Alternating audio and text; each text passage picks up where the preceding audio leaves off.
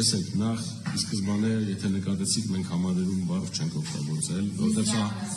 որովհետև սա համաներում չի, սա մոդելի փոփոխություն է, եւ երկրորդ ուզում կարճ արձագանքել, ասել, որ եթե կան այդպիսի մարդիկ, ովքեր պոտենցիալ կրկնելու են այն արարքը, որի համար իրենք զրկվել են վարարմունքից, ես վստահեցնում եմ, որ 6 տուգանային միավորը իրենց համար 2 օրվա սպառելու հարց է լինելու։ Այսինքն սա հնարավորություն է բոլոր այն մարդկանց, ովքեր պատրաստ են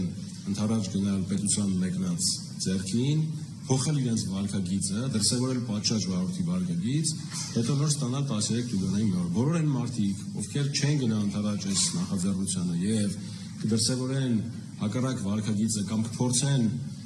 իջհարը, այսպես ասած, գործադրել մեր նախաձեռնությանը պետության, այդ մարդիկ վստահեցնում են 6 տուգանային միավորը շատ արագ կսպառեն, որովհետև ասեմ, ամենաթույլ աստիճանի ոչ ստա վիճակում գտնվող անձի դեպքում պատասխանատվությունը, բացի տուգանքից, նաև 5 տուգանային միավոր է։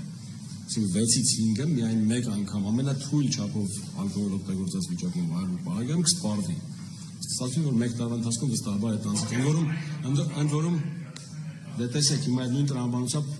մենք բազմաթիվ դեպքեր ունենք, որ զրկված անձինք առանց վարորդական վկայականի, զրկված անձինք վարում են տրանսպորտային միջոցներ։ Հիմա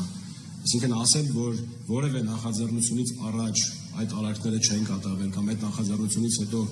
շատ պոտենցիալ վտանգը մեծանա, այդպես չի։ Այսինքն մենք բազմաթիվ դեպքեր ունենք, որ զրկված անձանց վարելու փաստով քրեական վարույթ նախաձեռնելու հաղորդումներ են ներկայացրել քննչական մարմիններին։ Այս նախագիծը այդ մասով չի վատացնելու վիճակը։ Ասում ենք, սա հնարավորություն է տալ այն մարդկանց, ովքեր իրենց կարծիքով պատահականության, չգիտեմ, եզակի ինչ-որ արարքի պատճառով զրկվել են վարելու իրավունքից, մեկ անգամ օգտվել, փոխել վարքագիծը եւ վերադառնալ պատշաճ վարորդի կյանքին։ Եթե ոչ, ապա շատ արագ որում մենք նշեցինք, որ 6 բալի սպառելը ինքը ոչ թե կասեցման է հանգեցնելու ինչպես մյուս տուգանային միավորների պարագայում, այլ մի անգամից զրկման է հանգեցնելու 1 տարի ժամկետով։ Եվ դրանից հետո արդեն բնականաբար տեսական եւ գործնական քննություններ հանձնելու վերականգնումով։ Ես ասեմ, որ ձեր հարցը ցանկացած փոփոխության պարագայում կարող է լինել որպես հարց։ Իսկ այնպեսի լուծում չի կարող լինել, որովհետեւ ձեր ասած տեսականորեն հնարավոր չէ հերքել։ Բայց ինչպես պարոն Շնգյանը ճիշտ նկատեց, հիմա կարող են լինել այդպիսի իրավիճակներ, այնպես որ հարցը նորմալ է, բայց հարցի հավանականությունը պետք է գնահատել, բայց ես օգտվելով առիթից եւս մեկ անգամ ցանկանում եմ շեշտել այդ վարքագծային բաղադրիչը, իսկապես պարոն Շնգյանը շատ դիպուկ նկատեց, որ վարորդի վարքագծի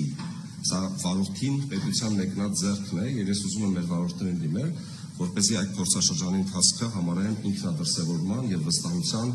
ապացուցման մի շրջան։